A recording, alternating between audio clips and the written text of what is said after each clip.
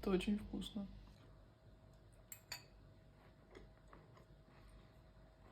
Вишенка на торте уже. Да, не восстановить дыхание. Ну, я...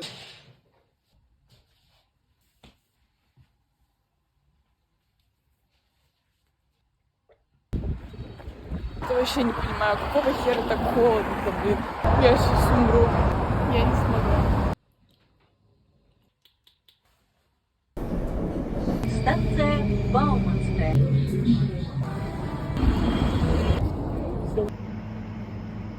Компания покупает, называется, привозит, например, сухой. И вот специально адрес.